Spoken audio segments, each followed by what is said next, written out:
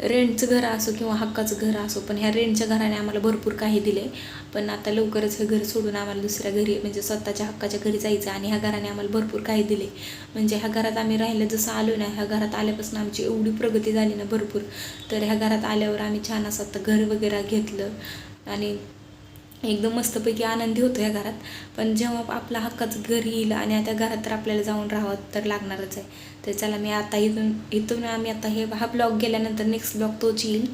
तुमच्यासोबत हा पूर्ण व्हिडिओ मी शेअर करेल घराचा आमच्या.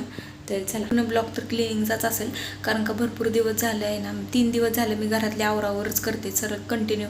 हे भरून ठेवा, ते भरून ठेवा, हे घासा, ते घासा आणि सगळे आवरावर करायची, कपडे वगैरे सगळे कपाटातली वगैरे भरून ठेवायची. त्यामुळे 3 दिवस झालं मी हेच करते आणि लवकरच आता म्हणजे आता लवकरच आम्ही 1-2 दिवसांनी आहे ना हे घर सोडून जाणार आहे, आपल्या स्वतःच्या घरात जाणार आहे.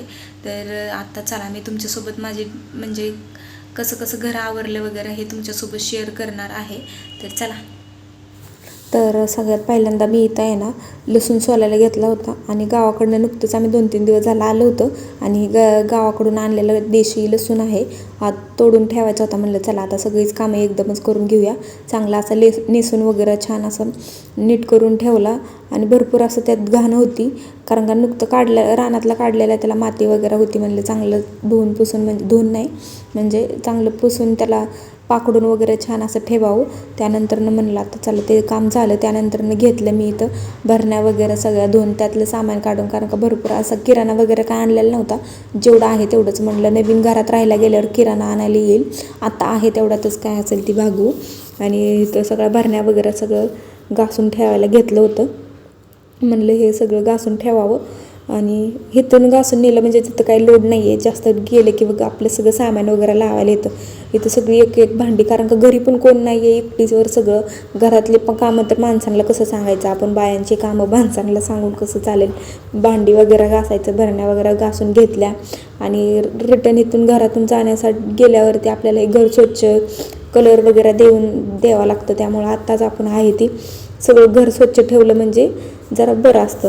म्हणून इथं मी सगळी भांडी वगैरे घासायला घेतली, छान अशी भांडी घासून घेतली. नंतर ना ते वाळवायला पण एक खूप इथं प्रॉब्लेम पण होता तसं, कारण का गॅलरी ह्याची एवढी छोटी होती ना, खूप छोटी होती. आणि हे आता इथं फॅनच्या खाली वाऱ्याला इथं त्याला वाळवून घालावं लागेल. आणि इथं सगळी भांडी वगैरे घासून घेतली. त्यानंतर फॅन खाली ते वाळायला ठेवून घेतली.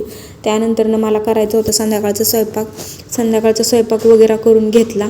छान असं मी घरातलं सगळं आवरून घेतलं आणि आवरल्यानंतर आता वेळ होती दुसरीकडचंही करायचं. सगळ्यात एक कप्पा मी आवरून घेत होती, कारण का न लागणारी भांडी मी सगळ्यात वरती ठेवली होती. म्हणले चला आता ते पण सगळ्यात, कारण का कधीच वापरायला न काढलेली भांडी ते पण घासायला काढली. कारण का धुराळा एवढा होतो ना, कुठून येतो, घर बंद असलं तरी धुराळा कुठून येतो ते समजतच नाही. इथं भांडी वगैरे सगळे वाळून त्यानंतरनं सामान वगैरे भरायला घेतलं. आणि इथं किचनवर पण सगळा राडा त्याचाच भांड्याचाच होता. आणि येताना खूप थोडी भांडी आणली होती आणि गावाकडे जाताना 1-2दा हेलपाटं झाल्यावरती इतकी भांडी येताना हे नाही ते नाही, माणूस नवीन काय दिसलं तर घेऊन येतच. म्हणून येताना काही भांडी वगैरे आणलेली होती. त्यानंतर मिक्सर पण खूप खराब झालेला होता, म्हणून मिक्सर छान अशी त्याची घाण काढली. कारण का वरती इथं फ्रीजवरती ठेवला होता मिक्सर आणि त्यातली पण घाण भरपूर झालेली होती, ते पण क्लीन केलं. तर असा होता माझा आजचा दिवस.